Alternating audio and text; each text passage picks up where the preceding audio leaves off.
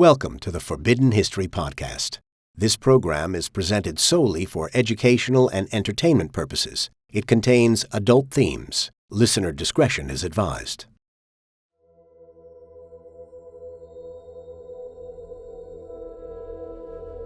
Hidden deep in the Nevada desert lies a place that for decades did not officially exist. A place surrounded by barbed wire fences and warning signs, patrolled by armed guards, and shielded in layers of secrecy. I mean, personally, I had a friend who was in the US military, he was in the Special Forces, and he did a stint working at Area 51. And I said to him, come on, tell me what happens there. Tell me about the aliens. Tell me about all the secrets. She said, if I told you, I would have to kill you. Born in the shadow of the Cold War, its runways and hangars became the proving ground for America's most advanced aircraft. Spy planes that flew higher than any radar could reach, stealth bombers that seemed to vanish into the night. For years, the government denied it was even there. If you've got a place that officially doesn't exist, what are you going to have? You're going to have a hell of a lot of speculation, a hell of a lot of conspiracy theories saying, you know what, this can't just be about super quick spy planes. This has got to be harbouring something a little bit more sinister and a bit more secret than just military technology. In this episode of Forbidden History, we open the gates. We trace the origins of Area 51. We follow the trail of its most famous whistleblowers. And we ask the question, what really lies in America's most secret base? A base hidden in the Nevada desert, built in the heat of the Cold War. Officially, it was a remote detachment of the Edwards Air Force Base, but its true purpose was concealed behind layers of secrecy.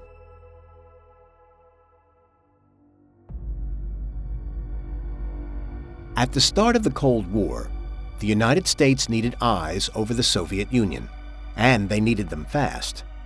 In Moscow, Joseph Stalin had slammed the Iron Curtain shut, and American intelligence had gone blind. To counter the threat of nuclear expansion, the CIA and the Air Force turned to a patch of flat desert near a dry lakebed called Groom Lake. This would become Area 51, the testing ground for the most advanced aircraft ever conceived. We're joined by historian and author Guy Walters.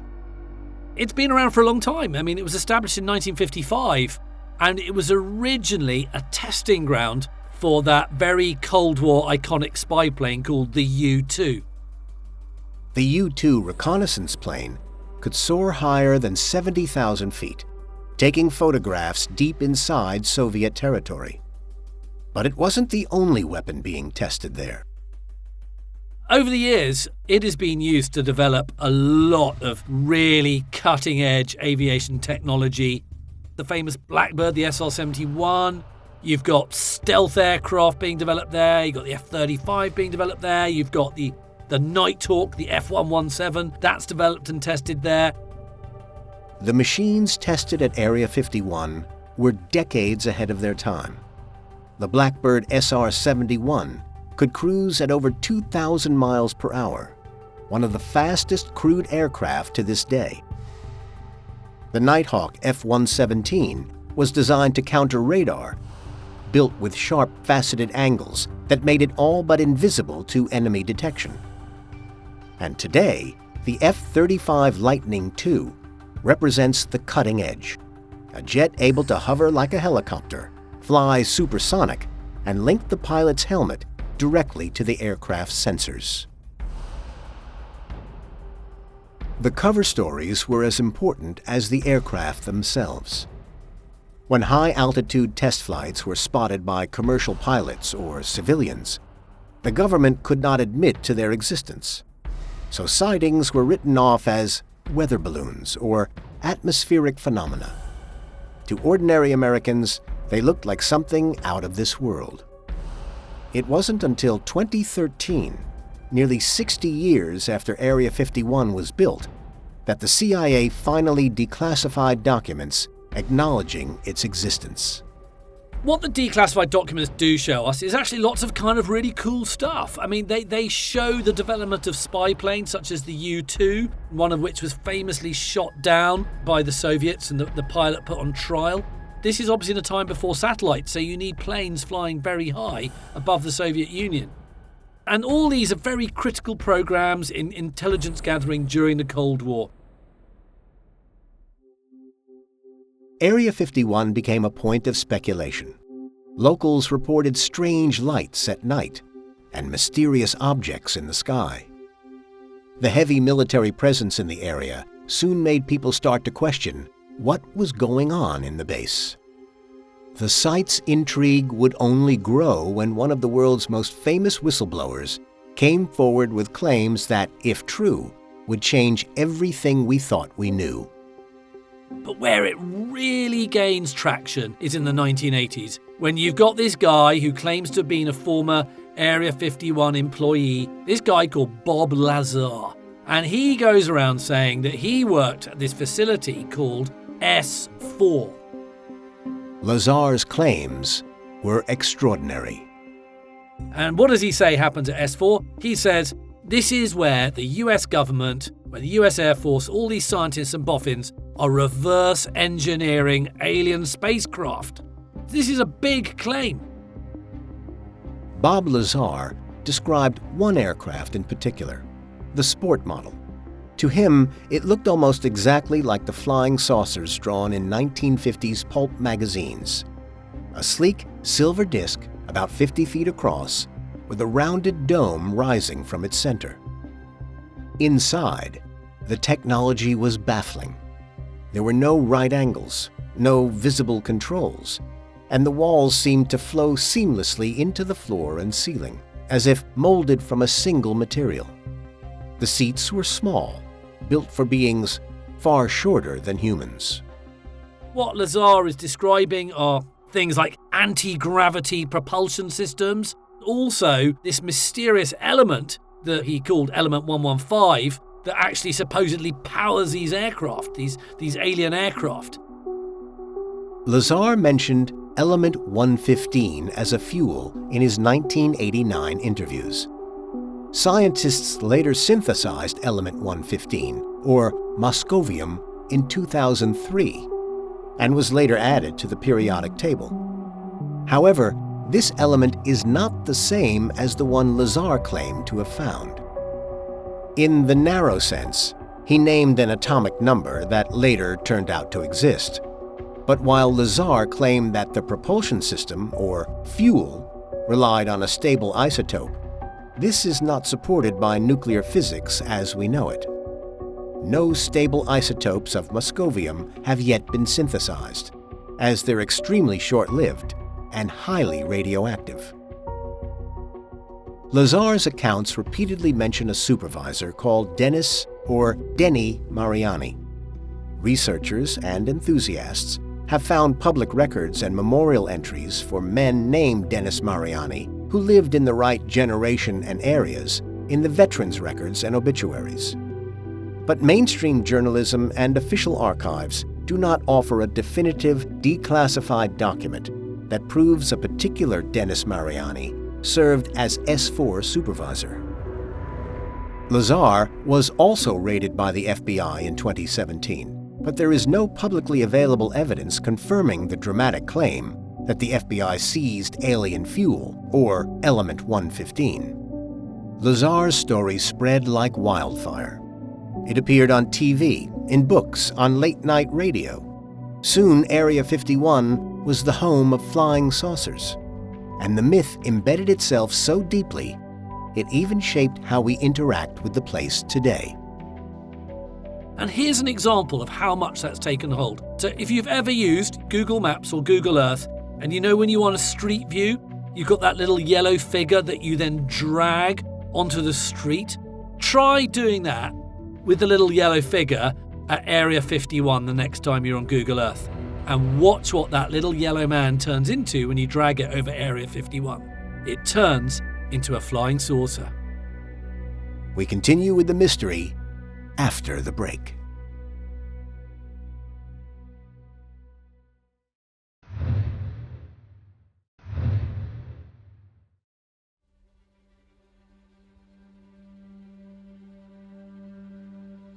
Bob Lazar's story didn't fade away. Instead, it opened the door for a wave of others claiming insider knowledge of the base. In 2019, there was this event organised on Facebook, and it was entitled Storm Area 51, with the snappy catchline, "They can't stop all of us."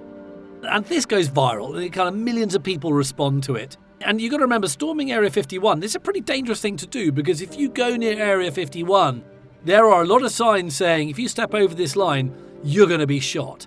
So it was initially a joke, I think. But what it does actually spark is this real-life gathering in Nevada near the base at Area 51, and you have got a few thousand people turning up demanding access to the base.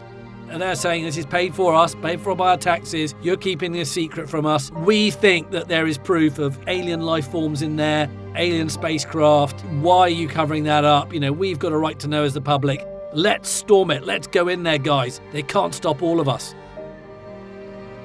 There are quite a few people who claim to be whistleblowers, and very credible whistleblowers regarding Area 51 and UFOs. It's not just Bob Lazar. You have got former government insiders, supposedly, like a man called David Grush. He claims knowledge that there's all this secret crash retrieval programs at Area 51. Whenever an alien crash happens, Area 51's straight out there with recovery vehicles. And he says there are all these possible ET extraterrestrial artifacts at Area 51. And even some of his statements have been looked at in Congress. His claims are completely unverified. In his testimony to Congress, Grush claimed he had spoken with nearly 40 witnesses over 4 years who said they had direct knowledge of the crash sites. He also maintained the idea that several sites yielded, quote, non-human biologics, even claiming that some colleagues had been injured during attempts to conceal these operations. Other former Area 51 employees supposedly going around sharing accounts of these advanced but human-made technologies. But what they are saying is, there are these advanced technologies, but don't assume that just because they are unidentified aircraft or these technologies seem so super advanced that they are necessarily of alien origin. You know what? Some of this new American kit, it's not made by ET, it's made by us. The Pentagon, the US government, it's very aware of the fact that actually all this kind of interest in UFOs and ETs and crash landings, it's starting to have this sort of kind of deleterious impact on kind of public discourse, if you like. And it's kind of running down what the US government is trying to achieve with some of these secret programs. Ultimately, they're trying to promote American safety. And they're saying, look, let's not call them UFOs anymore. Let's call them UAPs, unidentified aerial phenomena. It's not as fun, is it? What the Pentagon's reports have sort of shown is that there have been unidentified objects that have supposedly shown capabilities beyond human technology. But that doesn't prove that some sighting of something weird is proof of something extraterrestrial. Some of these things are atmospheric phenomena. Some of them are weird, maybe spycraft from China, from Russia. Some of them are people, misreporting things. And what I find really compelling is that I grew up in the 70s and 80s where there were people reporting being abducted by extraterrestrials all the time and flying saucers landing in their back gardens. And all this kind of stops when everybody has got a smartphone in their back pocket. And mysteriously, despite the invention of the smartphone, there is no smartphone footage that shows ET landing on Earth. The lack of solid proof has not killed much of the public's disbelief. If anything, it has hardened it. To some, secrecy is confirmation. If the government admits only fragments of the truth, then surely the rest must be darker. There have even been more recent sightings of unidentified anomalous phenomena, or UAPs, such as the Tic Tac sighting in 2004, which gained widespread attention years later in 2017. Navy pilots training off the USS Nimitz tracked a strange object they called the Tic Tac, describing it as a smooth white aircraft with no wings or exhaust. It darted through the sky, maneuvering in a way that had never been seen before. It dropped tens of thousands of feet in seconds, hovered, and then accelerated away so fast it vanished from radar. Or even more recently, in the 2024 New Jersey drone phenomenon, residents described swarms of mysterious drones hovering over towns and infrastructure, causing mass panic and hysteria, despite the government reassuring that there was no sense of danger so far. It took a very long time since Area 51 was founded in 1955 for the US government to admit that it actually existed. It's not until 2013 that you have the CIA, the Central Intelligence Agency, declassifying lots of documents, which confirms that Area 51 actually exists. Also, it declassified Area 51's role in all sorts of Cold War reconnaissance programs. Area 51 was behind Project Mogul, which was sending up into the edges of space all these very high-altitude balloons that could monitor Soviet nuclear test programs. And that obviously had to be kept secret. You're going to do it, as I say, in Area 51, middle of Nevada. You're not going to do it in the middle of LA, for example. What these government documents don't show was any mention of extraterrestrial activity. And actually, all they spoke about was aircraft testing. Now, there's some people who go, hang on a minute, that is a cover-up. Come on, aliens got a lot of proof that aliens have crash-landed at Roswell and places like that. And these CIA documents are only painting some of the story. There is a whole US government history of secrecy and US government misleading us in so many ways. This stuff in 2013, this is just the partial truth. You can't prove a negative. It's very, very difficult. So there's always going to be speculation and conspiracy theory about Area 51. And you could say, give me all the data about it. Give every document that Area 51 has ever created. Tell me every invention Area 51's ever created. And there's always going to be that slight sense of doubt that we're not being told the full story.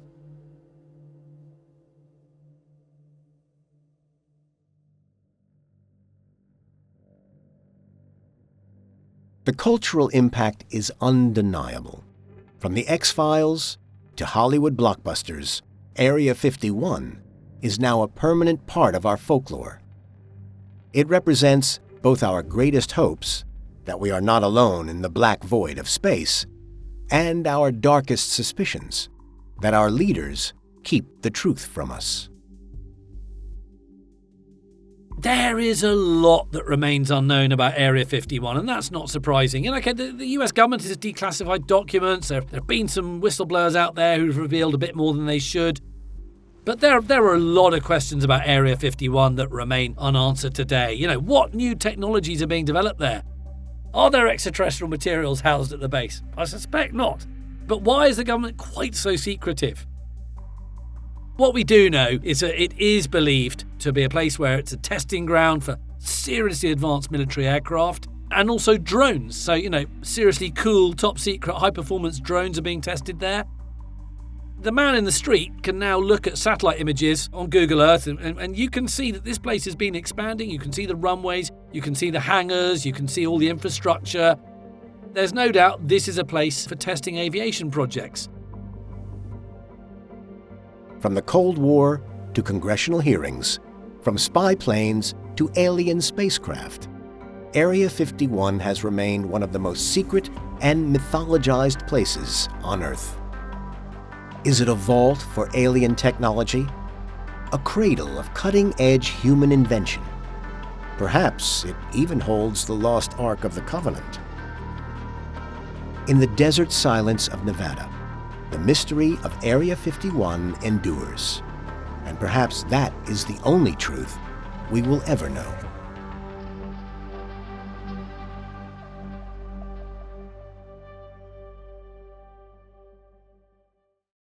Thanks for exploring the past with us today.